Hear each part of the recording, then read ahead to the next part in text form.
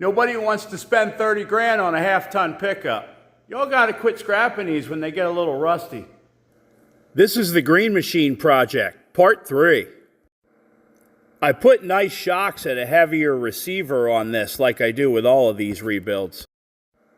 And put the tank back in with new tank straps and bolts with blue Loctite.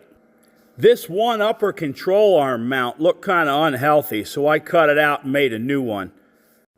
I coated this with POR, then put the upper control arm back in. I knocked the passenger side outer rocker and cab corner off. They actually kind of fell off. But then I welded in these nice thick replacement panels. The driver's side was covered in roof flashing. It pretty much fell off too.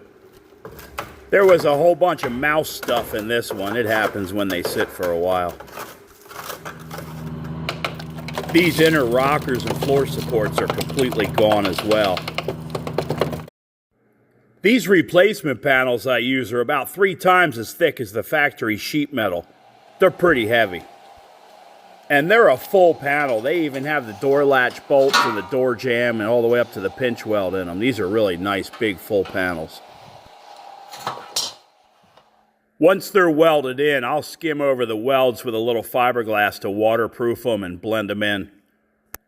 Then I cut these floor supports out, make some inner rocker panels, and weld those in. Once I have some nice solid inner rockers to weld to, I'll finish cutting the bottoms off these floor supports and make new ones.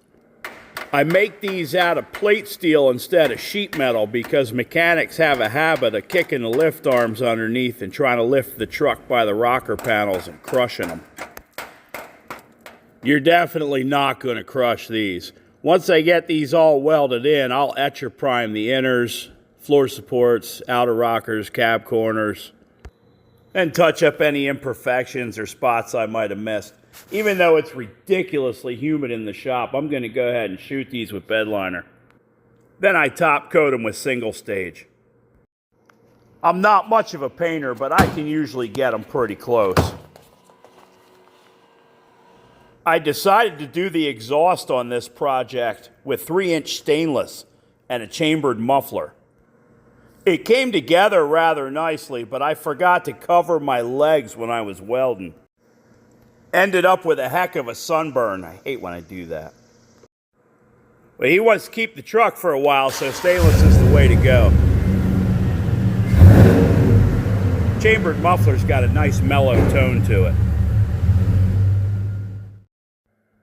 Oh yeah, I almost forgot. I coated these inner rockers and floor supports with POR 15, so they'll outlive the rest of the truck. Then I replaced the static ground on this filler neck. All right, part 3's getting out of hand. Stay tuned for part 4 when I put it all back together.